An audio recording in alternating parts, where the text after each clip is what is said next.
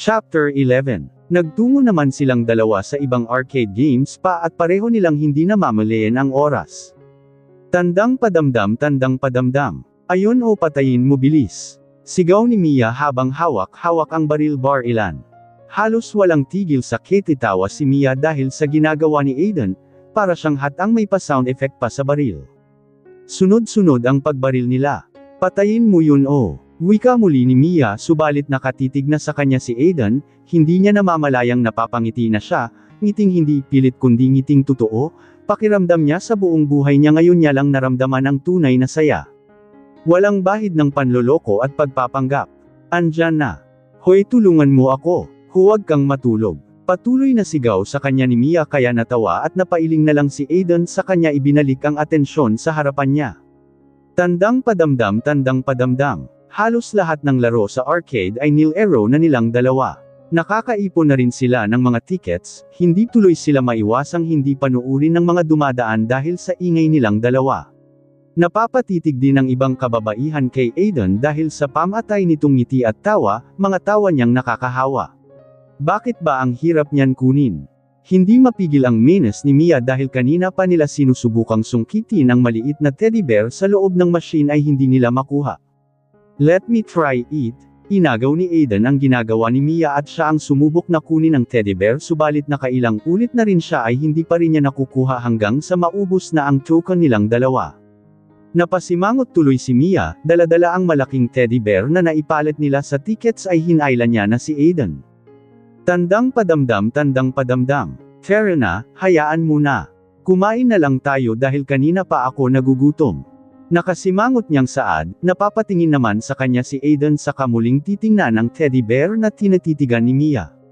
Umalis na silang dalawa sa arcade saka nagtungo sa malapit na fast food chain. Hindi maalis ang pagkakasimangot ni Mia dahil hindi nila nakuha ang teddy bear. Habang naghihintay sila ng order nila ay nagpaalam naman na muna si Aiden na secret lang. Hinahaplos ni Mia ang halos human-size na teddy bear na nakuha nila. Mabuti na lamang at mabilis matuto si Aiden kaya mas lalong nadagdagan ang mga tiket. Kanina pa palingalinga si Mia dahil parang ang tagal namang nag-cur ni Aiden. Ang alam ko malapit lang restroom dito ang tagal naman nun. Mahina niyang saad, nginitian niya ang staff na nagbaba ng mga order nila. Salamat po, Anya. Enjoy your meal ma'am, yukong wika ng lalaking staff. Naghintay pa si Mia ng ilang minuto kay Aiden hanggang sa makita niya itong pumasok uli sa entrance. Saan ka galing? Akala ko ba sa krika lang? May sinaglit lang ako. Kain na tayo. Ngiting wika niya, nagtataka man si Mia ay kumain na rin siya dahil ginutom siya sa paglalaro nila. Halos hindi nila namalayan ang oras dahil sa paglalaro nila. Talaga bang ni minsan hindi ka nakapunta dun? Isa iyan sa mga sikat sa mall, minsan nga mas madalas pa dyan yung may mga kaya dahil barya lang naman sa kanila ang pambili ng mga tokens. Pagdadaldal ni Mia, no, I never experienced that lalo na ang pumunta sa mall. Siguro pupunta ako rito kapag may kailangang bilhin the rest iniuutos na lang sa mga katulong namin. Ang boring naman ng buhay mo, tipid lang nang umiti si Aiden, bata pa lang siya nang imulat na siya ng mga magulang niya sa mga aklat lalo na kung tungkol sa negosyo. Ni hindi nga siya nakapaglaro sa bakuran nila o sa mga ganitong klase ng lugar. Kung nakapaghawak man siya ng mga laruan, siguro noong mga panahon na wala pa siyang alam, hindi pa makapagbasa at hindi pa makapagsulat. At the age of 3 tinuruan na siyang magsulat at magbasa at nang maasa na siya sa larangang iyon, imbis na mga kwentong pambata ang babasahin, mga aklat tungkol sa negosyo ang pinag-aralan niya. At simula nun, hindi na siya nakahawak ng kahit anong laruan. May gusto ka pa bang puntahan after this? Tanong ni Aiden, napaisip naman si Mia kung saan pa nga ba. Ang gusto niyang gawin ngayong araw ay ang mga bagay na hindi pa nararanasan ni Aiden. Nakasakay ka na sa mga rides. What kind of rides? Like, roller coaster ganon. Nakapunta ka na ba ng amusement park? Never. Grabe, hindi niya makapaniwalang saad, pakiramdam niya tuloy mas malungkot pa ang kabataan ni Aiden kesa sa kanya na sa bahay ampunan lang lumaki. Napapailing na lang si Mia. Nagpatuloy pa sila sa pagkain, nang matapos na sila ay ibinigay ni Aiden ang daladala niya kaninang paper bag kay Mia. Ano naman ito? Kunot-noo niyang tanong habang nakatingin siya sa paper bag. Just look at it, hindi makatingin sa kanya si Aiden dahil tila nahihiya ito. Binuksan ni Mia ang paper bag at napangiti na lang nang makita niya ang laman nito. Talagang kinuha mo pa ito dun? Seryoso, ito ang vinyl ikan mo dun. Pagtutukoy niya sa teddy bear na kanina ay nasa machine lang. Napapakamot ng ulo si Aiden saka umiling. Ang hirap kasi kunin nun kaya naghanap na lang ako ng kapareha niya sa mga pwesto dito sa mall. Nahihiya niyang wika kaya natawa sa kanya si Mia. Hindi siya makapaniwalang gagawin iyon ni Aiden para lang sa isang teddy bear. 3 piraso pa yung binili niya. Alam mo ang cute mo ha, talagang naghanap ka pa nito. Ang akala ko kasi vinyl ikan mo pa doon, di ba kasi sa mga movies o kahit anong palabas kapag si girl gusto niya talagang kunin ang teddy bear, si boy naman babalik siya para kunin talaga yun para doon sa partner niya pero ikaw. Ha, kakaiba ka ang ginawa mo naghanap ka ng kapareho niya ha. Tawang-tawa niyang wika kaya mas lalong nakaramdam ng hiya si Aiden. Malay ba niyang gusto rin pala ni Mia na tularin yun? Di ginawa niya sana. Halika na nga ha, ang cute-cute mo alam mo yun. Ha. Patuloy niyang tawa, lumabas na silang dalawa saka sila nagtungo sa kotse ni Aiden. Nakatingalang tinatitigan ni Aiden ang nagtataasang rides ng amusement park. Nagtataka kung paano ba yun gumagana at kung paanong nakakasakay ang mga tao. What kind of place is this? Kunot-noo niyang tanong habang nasa mataas na drop tower ang mga mata niya kung saan maraming nakasakay at mga nagsisigawan.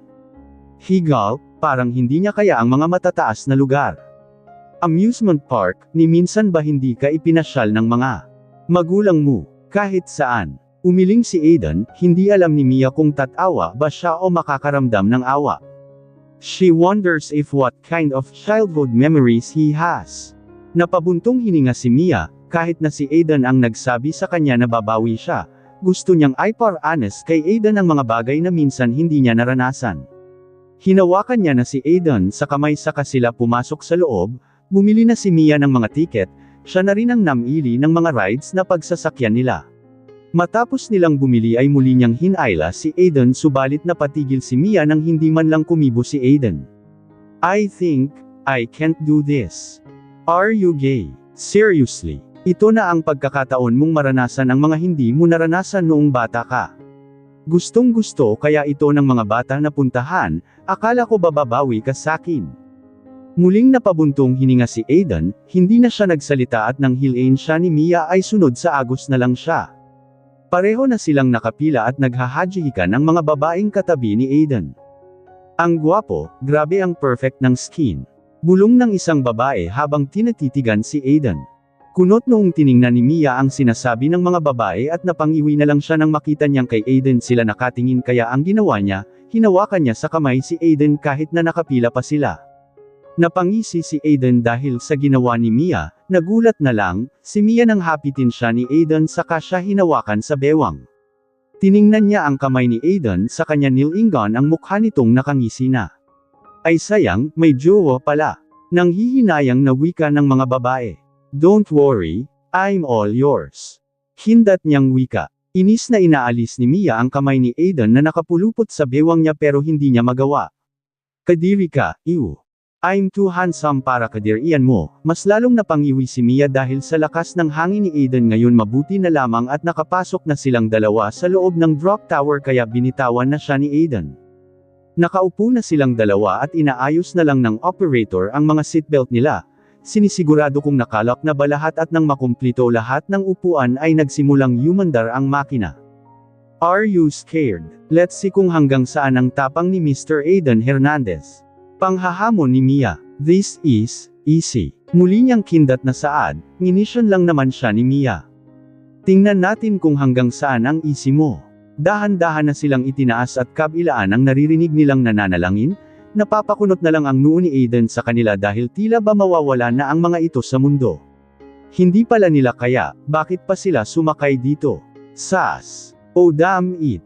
Unang sigaw ni Aiden nang biglang bumaba ng mabilis ang drop tower. Tila ba lalabas na ang puso niya sa sobrang taas at bilis nito. Tandang padamdam. Get me out of here.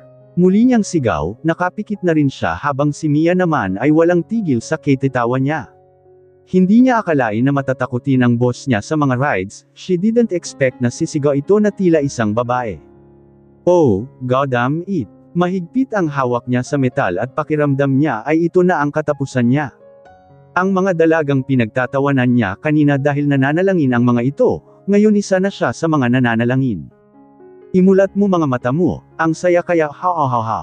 Tawang wika ni Mia. I can't stop these fucking rides. Oh damn! Mas lalong lumakas ang tawa ni Mia dahil wala na lang nasabi si Aiden kundi ang mga pagmumura nito. Hanggang sa natapos ang rides ay tawa pa rin ng tawa si Mia dahil sa reaksyon ni Aiden, isama mo pa ang gulo-gulo niya ng buhok ngayon.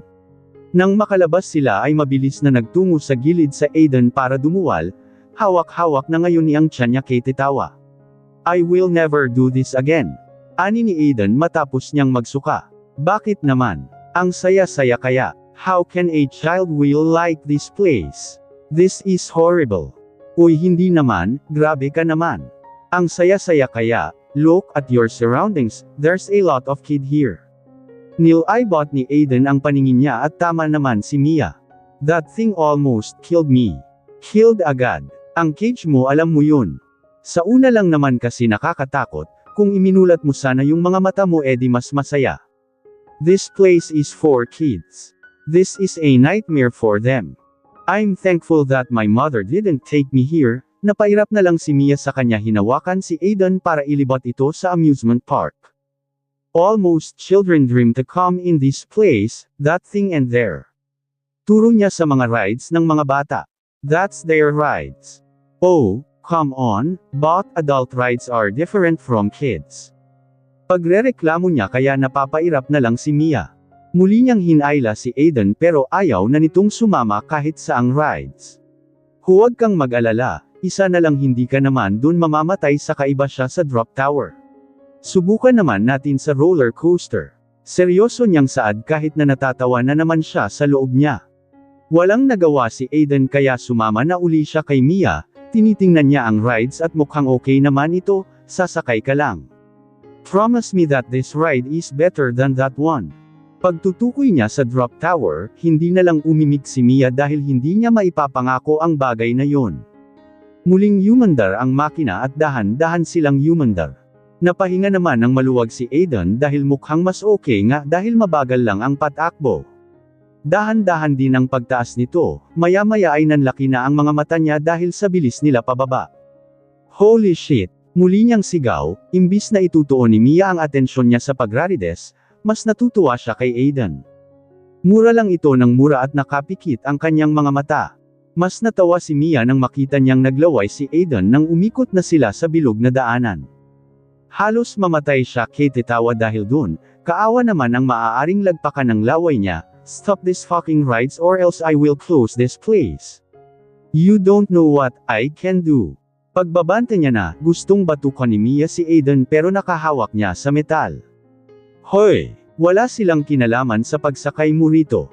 Open your eyes Aiden. I can't and I will never open my eyes. This is my end. Walang tigil na pagmumura ang naririnig ni Mia mula kay Aiden habang si Mia naman ay walang katapusang paghagalpak ng tawa na tila bawala ng kinabukasan. Nang huminto ang roller coaster ay nauna nang bumaba si Aiden. Nakasunod naman si Mia habang tumatawa, mas lalo siyang natatawa kapag naaalala niya ang paglaglag ng laway ni Aiden kanina. Damn this woman, aniya sa isipan niya habang inaalis ang pagkahilo sa ulo niya, pinapanood niya lang ang pagtawa nito. Damn that gorgeous face, inis siyang umiwas ng tingin kay Mia. Paubo-ubo naman na si Mia dahil sa wala ng tigil nitong kititawa. You're really funny Aiden, wika pa nito habang pinupunasan ang mga mata niya dahil sa mga luha. There's nothing funny there, he said in his poker face. Alam mo bang nalaglag pa yung laway mo? Ha, grabe yun. I can't believe it, kung may camera lang ako vinadeo talaga kita ha. Yung Aiden Hernandez na matapang at masungit ay takot pala sa rides hahaha. Pang-asar niya, napapalunok na lang si Aiden dahil hindi niya maiwasang hindi mapatitig kay Mia. Nang matapos sa kititawa si Mia ay umayos na siya, nahihiya na rin siya dahil napakaseryoso ng mukha ni Aiden. Terya na nga, muli niyang pag-aaya. I don't trust you anymore. Pagtanggi niya. Oo na, hindi na kita isasakay sa mga pang-adult para naman ma-enjoy mo ang araw na ito. Please trust me, hindi na kita isasakay sa mga ganung rides. I promise. Nakataas pa ang kamay niyang wika nito na nangangako nga siya. Napabuntong hininga na lang si Aiden at muli siyang sumama kay Mia. Bumili na uli si Mia ng mga ticket sa rides ng mga bata. Inuna na nila sa carousel, kahit sila lang ang pinakamatanda doon ay hindi nila iyon alintana. Gusto lang ni Mia na maranasan ni Aiden ang mga ganitong bagay, mukha nga kasing seryoso itong hindi man lang siya nakarating sa mga ganitong klase ng lugar. Napapaisip tuloy si Mia, nag-iisa ng anak si Aiden pero hindi man lang ba nila ito nabigyan ng magandang alaala bilang bata. Napakabata pa niya para ituon siya sa mga aklat na hindi pa naman dapat. Hindi maiwasan ni Mia na hindi mapatitig kay Aiden, may ngiti na ito sa labi niya at tila ine-enjoy na ang rides. Nakaramdam tuloy siya ng awa, para bang ngayon lang siya naging bata. Minsan na nga lang maging bata ang mga bata, hindi pa niya naranasan maging masaya sa paglalaro. Nakatitig na lamang si Mia sa kanya dahil sa awa na nararamdaman niya. Kung hindi man naging maganda ang buhay niya noong bata siya, at least she experienced to play with other kids, make friends. I'm sorry for that. I always thought that rich kids are the most lucky in the world because they can buy what they want, and do what they like, but it's like I'm wrong with that thought, very wrong. Bahagyang tumawa si Aiden. Don't pity on me, that's part of my past. If ever I will have a child, I want them to enjoy their life, spend my time with them cause I know the feeling of being alone, of being left. Hindi nakapagsalita si Mia, kung iisipin mo nakakaiyak ang nakaraan ni Aiden. Mahirap ang mag-isa dahil naranasan iyon ni Mia, ang walang magulang sa tabi niya pero may pagkakaiba pa rin sila ni Aiden dahil si Mia, nagkaroon ng mga kaibigan sa bahay ampunan, they can play outside at may nakakausap siya pero si Aiden, puro aklat ang kaharap niya.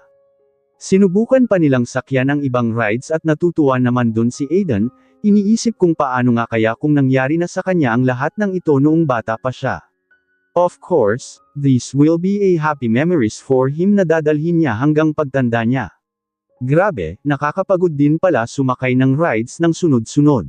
Anas ni Mia nang maubos nilang dalawa ni Aiden ang mga binili nilang rides na pambata. Hindi akalain ni Aiden na isang babae lang ang makakapagparana sa kanya ng ganitong pakiramdam, feeling niya bumalik siya sa pagkabata, walang iniisip na problema at masaya lang. Ni minsan hindi pumasok sa isip niya na babae ang makakasama niya sa isa sa mga masayang araw niya. Thank you so much Mia. Sinsero nitong Saad, kunot-noo tuloy na palingon sa kanya si Mia, thank you saan? Wala nga akong ginagawa sa iyo eh. Thank you for bringing me here and experience this that I never experienced when I was a kid. Ang seryoso ah, how anong ginawa ko? Ikaw nga itong gumagastos sa lahat eh. Sabit lang ako, but money is not important, you make me feel that my life has a reason in this chaotic world. Natawa naman sa kanya si Mia. Hindi ka naman makakasakay dyan kung wala kang pera. Yes, I got your point but still, thank you. Ang corny mo, Terya na nga, naasiwan niyang Saad, mas gusto pa yata niyang hindi nagpapasalamat ang boss niya dahil para bang iba sa pandinig niya. Natawa tuloy si Aiden kay Mia, alam niyang naiilang ito dahil sa ikanikilos niya ngayon. Nagtungo silang dalawa sa isang stall na nagbebenta ng cotton candy. Try this one of the kids' favorite. Dalawa lang po samin. Wika ni Mia, siya na ang nagbayad dahil alam niyang puro buo ang pera ni Aiden. Wala namang pambabarya sa kanila ang vendor dahil magkano lang naman ang cotton candy. Ibinigay na ni Mia ang cotton candy kay Aiden na kunot-noo na namang nakatitig sa pagkain. Unahan tayong ubusin ito tapos kung sino matalo siya uli ang taya sa pagkain natin. Nakangiting panghahamon ni Mia. Okay, deal. You already said that ha. If you lose, ikaw ang taya. Masaya pang pagsang-ayon ni Aiden. Pijol-pijol ang tawa ni Mia saka siya tumanggo. Oo ba, promise is a promise kaya. Aniya, naka-ready na rin si Aiden para talunin si Mia. Nagbilang hanggang 3 si Mia saka sila sabay na kinain ng cotton candy. Inalis ni Mia sa stick nito ang cotton candy sa kanya nila Kumo sa mga palad niya sabay subo sa bibig niya. Paimpol pa niya itong ninuya dahil natatawa siya habang si Aiden naman ay mabilis niyang kinakagat ang cotton candy. Nang lingunin ni Aiden si Mia ay nagtataka ito kung nasaan na ang cotton candy. Tiningnan niya rin sa ibaba kung itinapon ba ito ni Mia pero wala siyang makita. Panguyang-nguya pa si Mia kaya hindi siya makatawa ng maayos.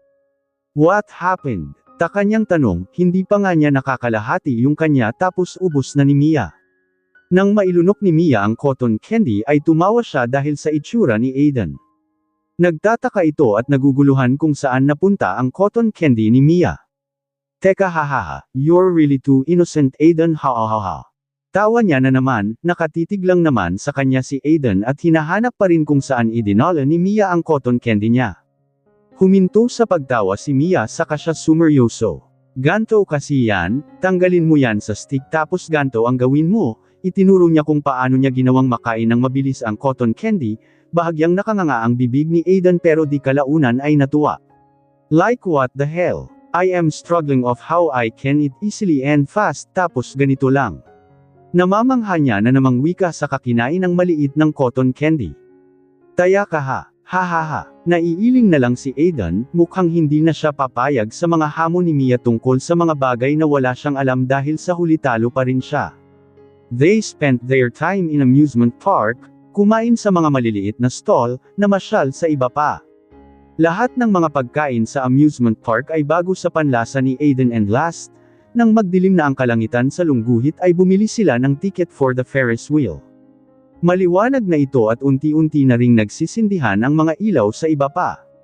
Abante na po kayong apat dito, turo niya kina Aiden at Mia kasama pa ng dalawang babae. Kunot-noo namang tiningnan iyon ni Aiden, kung wala man lang siyang alam sa ibang rides at least he's familiar with Ferris wheel. Inilabas niya ang wallet niya sa kanangguan ng pera. I will pay you, we want to be alone. I don't want someone with us. Seryoso niyang wika rito. Siniko tuloy siya ni Mia. Don't scare him, nagnenegosyo yung tao eh. Mahinang saad sa kanya ni Mia pero ayaw ni Aiden nang may kasama sila. Hindi naman po sir, kayo pong dalawa ang magkasama tapos magkasama po yung dalawang yun. Turo niya rin sa dalawang kasunod nila. Ramdam ni Aiden ang pagkahiya pero hindi niya iyon ipinahalata. Here's my tip. Abot niya na lang sa 1,000 saka sila pumasok ni Mia sa loob at sumakay. Napahiya ka ano? Hindi ka kasi naghihintay eh. Wala ka sa hotel mo ngayon para maging maautoridad sa ibang tao, ngayon ikaw ang dapat maghintay at sumunod sa kanila. Panenermon pa ni Mia pero hindi na nagsalita si Aiden. Itinuon na lang nila sa labas ang mga paningin nila nang mag-umpisa itong tumaas. It's so beautiful, ilang taon din akong hindi nakabalik dito. Anas ni Mia, are you with someone when you came here? Tanong ni Aiden nang hindi niya nililingon si Mia. Oo naman, napalingon tuloy sa kanya si Aiden. Ho, bakit gusto mong malaman? Napatikhim si Aiden pero hindi na rin sumagot saka muling tumingin sa ibaba ng Ferris wheel. I'm with Stella, siya lang naman kasama ko dahil kahit pilitin ko si Jay Jackson, he always said that this place is made for a kids. Nahihiya niyang saad.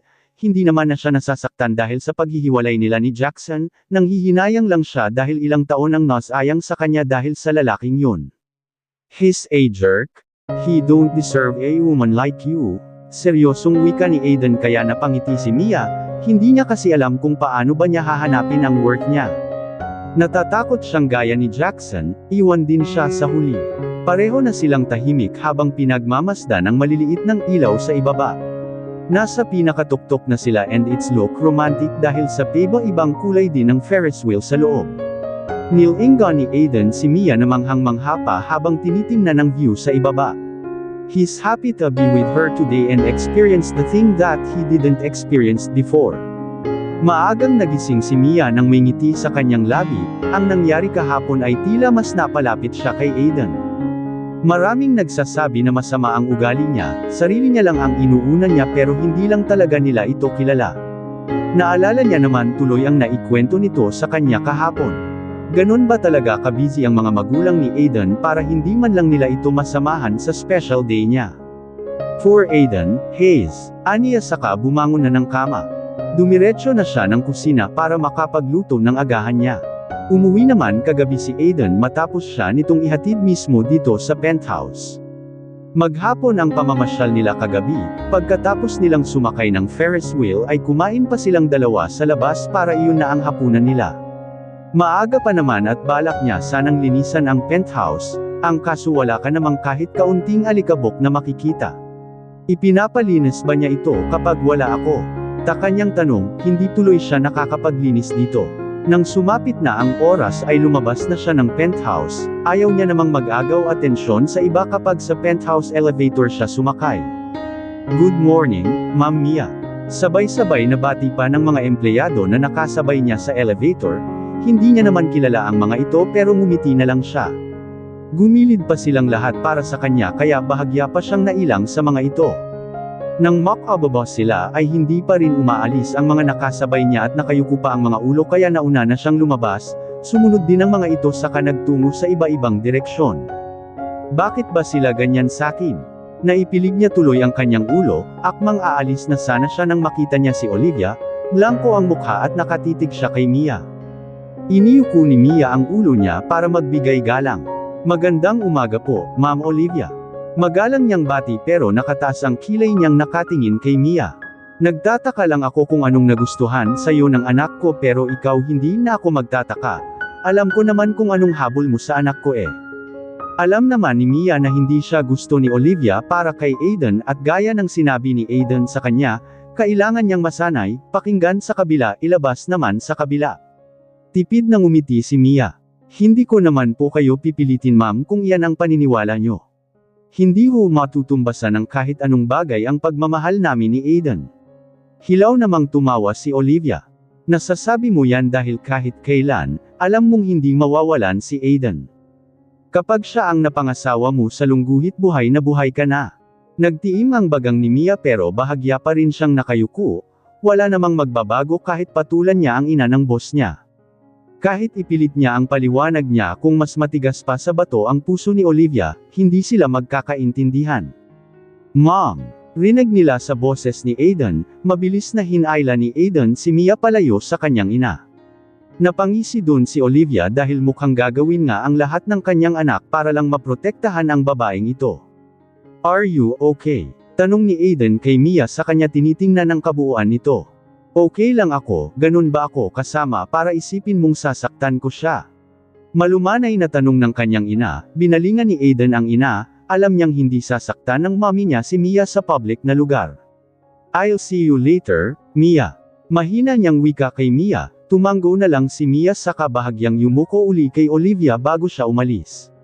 Nakasunod ang mga mata ni Aiden kay Mia hanggang sa mawala ito sa paningin nila. Akmang aalis na sana ang mommy niya nang hilin siya ni Aiden. Aiden, what do you think you're doing? Sigaw niya sa anak dahil sa panghihilang ginawa nito sa kanya. Aiden, ano ba? Subalit walang naririnig sa kanya si Aiden, tapos na ang pagpipigil niya ng isang linggo tungkol sa nangyari sa kagubatan. Gusto niya nang makausap ang ina tungkol sa bagay na iyon. Hindi niya pinansin ang pagsigaw sa kanya ng kanyang ina. Binitawan niya lang ang kamay ng ina nang makarating sila sa isang tahimik na lugar. Nakatalikod pa si Aiden at tila kinakalma na naman ang sarili. What is happening to you? Ito ba ang itinuturo ng babaeng yun sa'yo? To disrespect me? No, because you taught me this mom, what kind a person you are. Hindi na kita kilala. Why do you need to do this to her? Ano bang ginawa niyang mali? Ano bang ginawa naming mali sa'yo? Ano ba ang hindi mo maintindihan? Since when I'm a child, you always control me at hanggang ngayon pa rin ba? Para bang wala akong sariling desisyon para sa inyo? Nababalewala lahat ng desisyon ko dahil mas gusto niyong masunod ko ang gusto niyo. How pathetic. I am doing what is good for you tapos ako pa ang mali. Kahit sinong magulang mas pipiliin kung ano ang makakabuti sa anak, itinatama lang kita Aiden. No mom, you're a selfish. Mali na ba kapag ako ang namili ng mamahalin ko?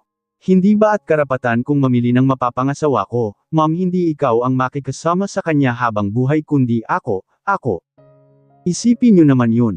Aanhin ko ang yaman ng iba kung kaya kong umangat sa mga sarili kong mga paa. Hindi niya na mapigilan ang hindi magalit sa kanyang ina, ayaw niya nang nag-aaway sila but his mom started it. Hindi ka sigurado kung hanggang kailan lang ang yaman mo Aiden, you need someone na makakatulong sa'yo. I am securing your future. Sa tingin mo matutulungan ka ng babaeng yun kapag nangyari yun. Oh damn it. Kaya kung umangat ng hindi kailangan ng tulong ng iba. Don't you dare to touch my fiancé again mom, I know what you did to her last time. Wala siyang ginagawa sa'yo, matatawag mo pa bang tao ang sarili mo kung kaya mong pumatay ng tao? May diin niyang anya, napalunok ang kanyang ina at hindi nakasagot.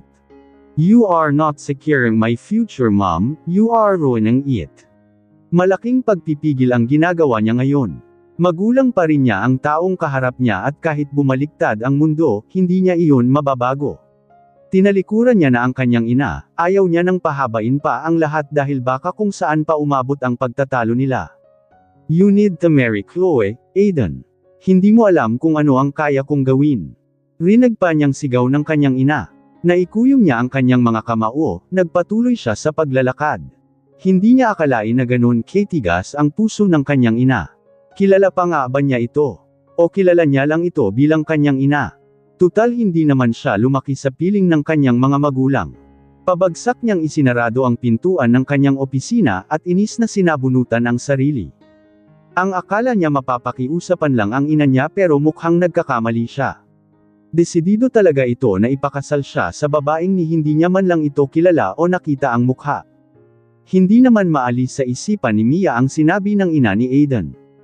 Muli siyang napabuntong hininga. May problema ba? Kanina ka pa buntong hininga ng buntong hininga dyan. Puna sa kanya ni Stella pero inilingan lang siya ni Mia. Oo nga pala, anong sabi sa'yo ni Sir Aiden nung sinundo ka niya sa bar? Hindi ba siya nagagalit sa amin? Nag-aalalang tanong ni Sarah. Matapos kasing sunduin ni Aiden si Mia ay umuwi na rin ang mga ito. Hindi siya galit. Nakahinga silang lahat ng maluwag.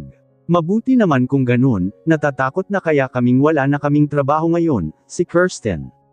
Hindi nyo naman dapat alalahanin yun dahil may sarili naman akong desisyon, hindi dahil fiancé ako ng boss natin kailangan nyo na lang palaging mag-alala kapag kasama nyo ako.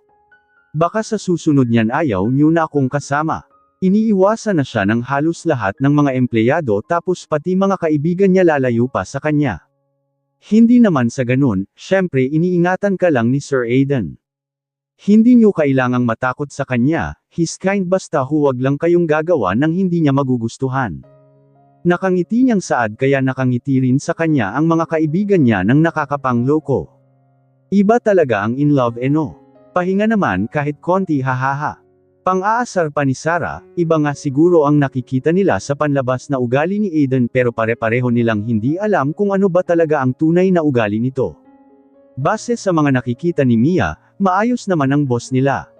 Kailangan mo lang sigurong intindihin minsan. Magtrabaho na nga tayo mamaya makita tayo ni Miss Red. Anas ni Mia, hindi ba at hindi na namin kailangang mag-aalala. Kaibigan kaya namin fiancé ni Sir ha. Tawang wika ni Kirsten. Kayo talaga, nasan nga pala sila Annie? Tanong ni Mia. As usual, nasa front desk. Sagot ni Stella. Pinagpatuloy na nila ang pagtatrabaho pero hindi pa rin maalis kay Mia ang saglit na pag-uusap nila ni Olivia. Hindi niya maiwasang hindi magtanong kung anong klaseng ina ba ang ina ni Aiden. Base kasi pa lang sa mga naikwento sa kanya ni Aiden parang walang pakialam ito sa mararamdaman ng anak. Bata pa lang siya naramdaman niya na ang hindi pagpapahalaga sa sariling ina. Ipipilit niya kung anong gusto niya para sa anak, hindi na iniisip kung ano ba talaga ang gustong gawin ng anak. Naupo siya sa sofa nang naglilinis sila sa isang kwarto. Napalingon tuloy sa kanya si Stella. Hoy, ano yung may nalalaman ka pang he's kind dyan ah? Akala ko ba pagpapanggap lang ang lahat pero parang ang bilis ng mga pangyayari ah. Kailan lang nung sinasabihan mo siya ng kung ano-anong salita tapos ngayon pinupuri mo na.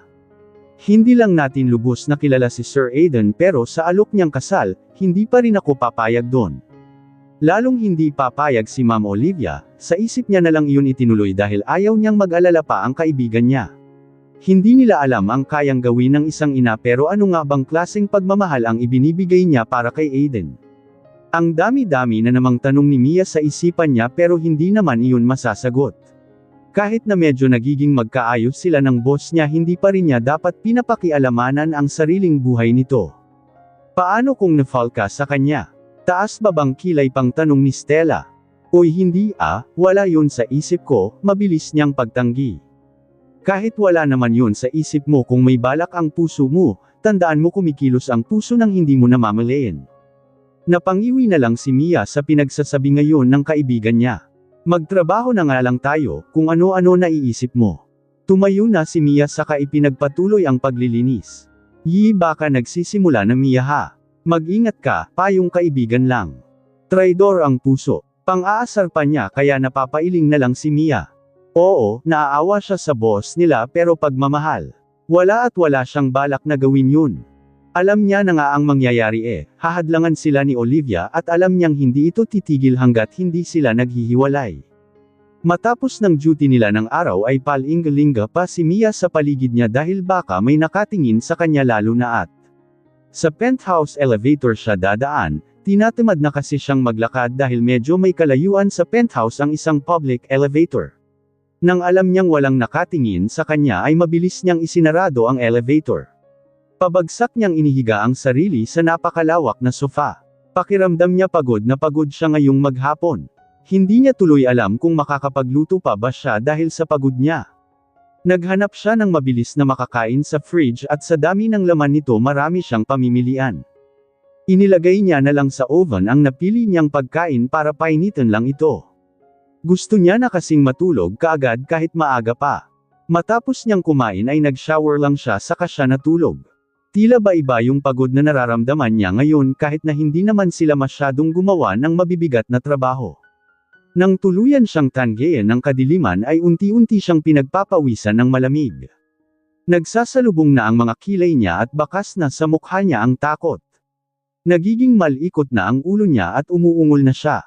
Huwag, wika niya kahit natulog na siya. Nakikiusap ako, huwag. Umiiyak niya ng aniya, gusto niyang humingi ng tulong pero tila walang lumalabas na salita sa bibig niya. Para bang nawala ang boses niya. Malinaw na nakikita niya na naman ang mga lalaking may maskara kung saan pilit siyang kinukuha pero hindi siya pinakawalan ng tagapag-alaga niya sa bahay ampunan. Huwag niyo kaming papatayin, pakiusap. Ate tulungan mo ako, tawag niya sa babaeng nag-aalaga sa kanya sa bahay ampunan. Unti-unti nang pumapatak ang mga luha sa kanyang mga mata ngayong nakikita niya ang nag-aalaga sa kanya na unti-unti nang nawawalan ng buhay. Mia, tawag ni Aiden dahil hindi niya ito makita sa sofa o sa kusina. Hindi rin naman mahilig pumunta si Mia sa ibang kwarto ng penthouse. Napatingin si Aiden sa taas kung nasaan ang kwarto ni Mia, ang aga niya namang matulog kung nandun na siya. Nagtataka pang saad sa isipan ni Aiden. Nagtungo siya sa taas saka dahan-dahan na binuksan ang salungguhit pintuan, tanging lampshade na lang ang nagbibigay ng liwanag sa buong kwarto. Is she asleep? Taka niyang tanong dahil masyado pang maaga. He wonders if she already ate for dinner. Lalabas na sana siya ng kwarto nang marinig niya ang mahinang ungol ni Mia. Huwag niyo po kaming papatayin. Mahina niyang wika, gusto niyang gumalaw at tumakas pero tila ba hindi niya maigalaw ang katawan niya, hindi makahakbang ang mga paa niya. Mia, hey, wake up! Inuga na siya ni Aiden, mabilis na isinindi ni Aiden ang ilaw ng kwarto saka ginigising si Mia sa bangungot niya. Huwag pakiusap, lalong lumalakas ang sigaw niya at takot na siya. Dumadaloy na ang mga luha sa kanyang pisngi, halos maligo na rin siya sa pawis dahil basang-basa na ang bandang leeg nito. Hey Mia, you're dreaming. Please wake up. Wake up Mia. Sigaw niya na rin, nang imulat ni Mia ang mga mata niya ay tila nalulunod siya. Malalim na hininga ang hinugot niya at nang makita niya si Aiden mabilis siyang yamakap dito at humagulgol na pag-iyak. Please help me, someone wants to kill me. Please Aiden, ilayo mo ako sa kanila. Umiiyak niya talagang wika, abot ang takot niya. Pakiramdam niya totoong-totoo yung panaginip niya, ramdam niya ang hingal niya, ang pagod, ang takot mula sa mga lalaking nakamaskara. Tulungan mo ako, patuloy niyang iyak na saad, mahigpit din ang pagkakayakap niya kay Aiden. I'm here, don't worry, I'm here. Walang kukuha sa'yo at walang kahit sino ang papatay sa'yo dito. It's just a dream Mia, binabangungot ka lang, hinahaplos niya ang likod ni Mia para pakalmayan siya pero talagang nanginginig si Mia sa takot, maging ang kalamnan niya ay nanginginig. Hindi niya alam kung madyay gising pa ba siya sa malagim na bangungot na yun. Maraming taon na ang nakalipas nang makalimutan niya na ang pangyayaring yun pero bakit bumalik na naman? Natatakot na siya, natatakot siyang babalikan na siya ng mga ito para patayin siya. I'll get you water, akmang kakalas na sana sa pagkakayakap si Aiden pero hindi siya pinakawalan ni Mia. Please stay, kahit saglit lang pakiusap. Okay, I won't leave you. Nanatili sila sa pwestong iyon, may paunti-unti pang hikbi si Mia at tila ba ayaw niya ng mapag-isa. Natatakot siyang baka may makapasok sa loob ng kwarto niya at kukunin siya. Takot na takot talaga siya. Hindi maiwasang hindi sisihin ni Aiden ang sarili dahil nasabi naman sa kanya ni Stella na ilang taon na ang nakalipas nang makalimutan niya na iyon pero muling naulit dahil nung gabing yun, gabing gawa ng kanyang ina. Hindi alam ng ina niya kung anong buhay ang sinisira niya. Nang kumalma si Mia ay siya na mismo ang humiwalay sa yakap. Kukuha lang ako ng tubig, tanging tango na lang ang naisagot ni Mia. Mabilis na bumaba si Aiden para makakuha ng maiinom saka siya bumalik. Ininom iyon ni Mia at nakaramdam naman siya ng ginhawa, nakayuko na ang ulo niya. Hindi niya alam kung bakit kailangan niya na namang maalala ang lahat, ang akala niya nakalimutan niya na iyon pero hindi pa pala niya kayang maging mapag-isa sa kadiliman habang umuulan. Are you okay now? Nag-aalalang tanong ni Aiden, mabuti na lang pala at nagawi siya sa penthouse. Okay na ako, salamat. Ang akala ko mamamatay na ako.